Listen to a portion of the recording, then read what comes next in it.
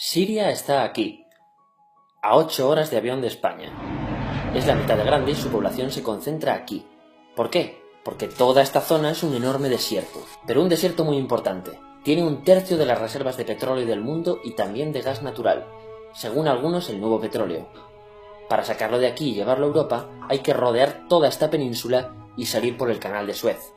Como te puedes imaginar, aquí te cobran. Pero hay otra manera más fácil, la línea recta. El que controle estas tuberías las puede abrir y cerrar, como un grifo. Si no pagas, no hay petróleo, ni gas. Esta región es la polla.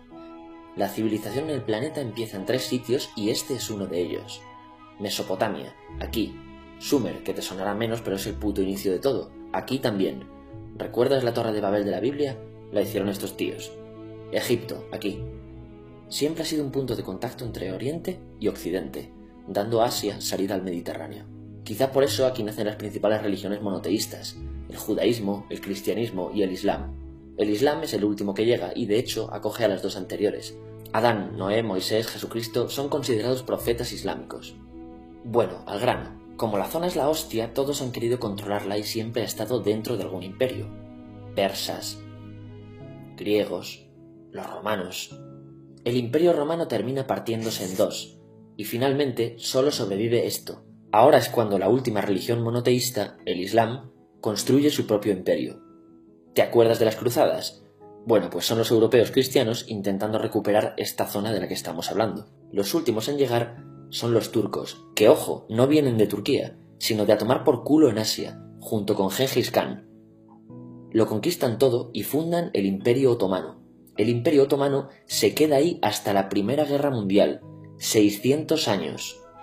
Cuando acaba la Primera Guerra Mundial, aparecen pequeños países donde antes estaba el Imperio Otomano, y por primera vez vemos a Siria en un mapa. Hasta ahora la habíamos dibujado para no perdernos. ¿Y quién se inventa esos países? Lo que te voy a contar es alto secreto. Bueno, lo era en 1916. Este súper secreto se llama Acuerdo de Sykes-Picot. Los franceses y los ingleses no podían derrotar solos al Imperio Otomano. Solo podían si les apoyaba la gente que vivía dentro, en su mayoría árabes. ¿Cómo se los ganaron? Pues les prometieron la Gran Arabia, un país solo para ellos. El único problema es que era un timo. Antes de seguir, recuerda una cosa. Los árabes son un pueblo, pero no una religión. O sea, un árabe puede ser musulmán, puede ser cristiano, y antes del Islam parece que hubo tribus árabes con tradiciones judías. Bueno, pues a los árabes no les dieron ese único país que les habían prometido. En su lugar, franceses y británicos crearon muchos países pequeños. Estos países, obviamente, no eran países de verdad, sino zonas bajo su control con gobernantes puestos por ellos. Durante este tiempo hacen lo que quieren con la zona. Recuerda que hay petróleo. Siria, aunque no tiene grandes reservas, tiene fácil salida al mar, y Francia, que es la que se ha quedado con Siria, se lo da a compañías extranjeras. Después de la Segunda Guerra Mundial, los europeos se van. En el caso de Siria, son echados a patadas. Pero antes de irse, crean otro estado, Israel. No es el momento de hablar de ello, pero es un estado muy polémico que sus vecinos no reconocen. La prueba es que nada más irse los británicos, todos estos estados lo atacan. La zona, a partir de ahora, va a ser una puta bomba de relojería. ¿Y mientras qué pasa en Siria? Bueno, pues no es muy estable. Tiene golpes de estado constantes. En esa época aparece en Siria una ideología que se hace con el control y se expande por el mundo árabe, el Ba'ath. Esta ideología mezcla el antiguo sueño de una sola nación árabe con ideas socialistas. Y algo muy importante, es laica, o sea que no es religiosa. Siria se llega a unir con Egipto, un país con el que no tiene frontera. Pero no es algo raro, muchos de estos países intentan hacerlo también. Como recordarás, a esta gente se le había prometido un solo país y las ganas las seguían teniendo. Pero la unión falla. En este tiempo Egipto les convence para nacionalizar el petróleo. En Siria, Al-Assad, el padre del Assad de ahora, se convierte en jefe del estado Ba'ath. En Irak, también Ba'ath, comienza a ganar fuerza Saddam Hussein. Las diferencias entre ambos países dividen a los partidos Ba'ath de otros países en pro-Siria o pro-Irak. Ahora ocurre la Guerra Fría. El mundo se divide en 2, o eres de Estados Unidos o de la Unión Soviética. Son años muy movidos en los que se pegan constantemente con Israel, invaden su vecino Líbano y comienza una oposición islamista al régimen Ba'ath de Assad, los hermanos musulmanes. Vale, volvamos atrás un momento. Recuerdas que la mayoría de árabes eran musulmanes, ¿verdad? Pues dentro de los musulmanes hay 2 ramas fundamentales, los suníes, la mayoría, y los chiíes.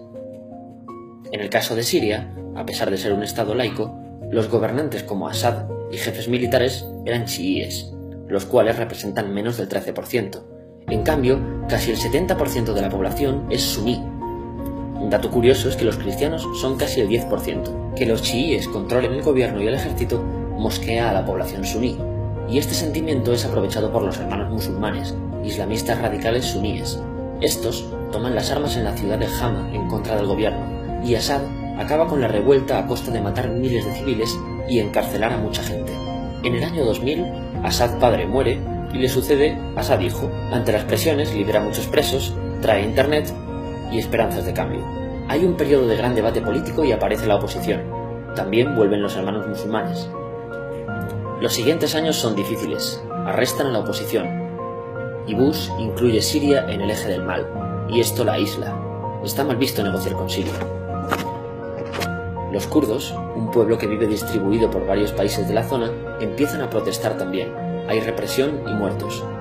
En 2011, te sonará esto, ocurre la Primavera Árabe. ¿Qué es esto? Bueno, es una protesta que se va propagando por todos los países árabes pidiendo más democracia. Como ves, el mundo árabe, a pesar de estar dividido en países, tiene tendencias generales. Cuando llega a Siria, Assad hijo termina usando el ejército y en los enfrentamientos mueren unas 1000 personas. Los enfrentamientos irán escalando hasta que se conviertan en guerra civil. No hay un momento exacto de inicio. Lo importante es que hoy en día hay numerosas facciones en juego. Vamos a verlas. Pero primero piensa en que todo está dividido entre chiíes, la minoría, y suníes, la mayoría. Chiíes y además laicos, o sea, no religiosos, son el gobierno de Al-Assad. Controla todo esto, que si recuerdas son básicamente las zonas chiíes del país. El gobierno de Assad está enfrentado al resto. También mayoritariamente laico, pero suní, es el Ejército Libre de Siria o FSA en inglés. Junto con el Frente Islámico, que es religioso, y otros 70 y pico grupos más, forman una coalición que la prensa llama simplemente la oposición. También suníes e islamistas, pero radicales, son Al-Nusra, llamados Al-Qaeda en Siria, porque son básicamente eso, Al-Qaeda en Siria. Otros islamistas radicales son el ISIS o Estado Islámico. Salen de Al-Qaeda en Irak, controlan la mayor parte de Siria e Irak y se han hecho famosos por sus atrocidades. Su objetivo teórico impacta a muchos. Es un Estado Islámico a lo largo de Asia, África y Levante, aunque a ti ya te suena, ¿verdad? En naranja tenemos al pueblo kurdo, que recordarás porque el presidente Al-Assad lo reprimió, al igual que gobiernos de países próximos también hacen. Ahora controlan militarmente esta zona. Antes de terminar, repasemos los apoyos internacionales a fecha de octubre de 2015. Las fuerzas de Al-Assad son apoyadas por Rusia, que ya tenía base militar en el país antes del conflicto, por Irán y por China. Todos son países de lo que Europa llama Oriente. En contra de Assad, apoyando a la llamada oposición, luchan Estados Unidos, Turquía, Francia, Gran Bretaña y Arabia Saudí. Podemos terminar con algunas conclusiones. Te advierto que esto ya es pura opinión. Si recapitulamos, vemos que la región es estratégica. Por su situación privilegiada, todos la quieren. Siria siempre ha estado bajo el paraguas de grandes imperios. Piensa que hace 100 años la actual Francia era Francia, Gran Bretaña era Gran Bretaña, pero es que hace 200 también, y hace 300 también, y hace 400 también. En cambio, Siria solo es Siria desde hace menos de 100 años, y solo se gobierna a sí misma desde hace poco más de 50. Además, jamás decidieron sus fronteras, se las impusieron. Europa divide Oriente Medio a su antojo para controlarlo, diseñando países sin tener en cuenta su población.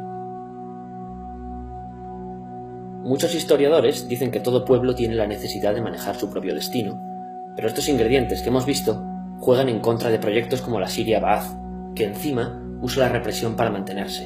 En última instancia, producen una guerra civil. En este contexto no es extraño que aparezcan actores que se alimenten de la desesperación, el sentimiento suní de opresión y la visión de Occidente como invasor. ISIS usa la identidad árabe y la mitología de antiguos imperios. Cuando quieras entender el presente, pregúntate: ¿y el pasado?